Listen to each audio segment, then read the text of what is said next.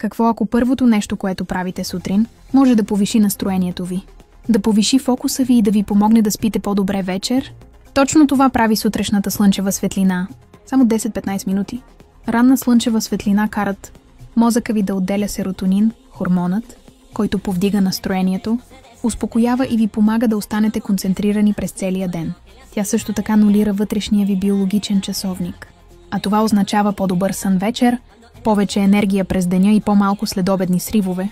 Сутрешната светлина дори помага за регулиране на метаболизма, балансиране на хормоните и подкрепа на имунната система. А най-хубавото? Напълно безплатно е. Затова утре сутрин пропуснете телефона. Излезте навън, оставете слънчевата светлина да достигне. Очите ви, без слънчеви очила. Само за няколко минути. Тялото ви ще ви бъде благодарно. Започнете деня си с слънчева светлина.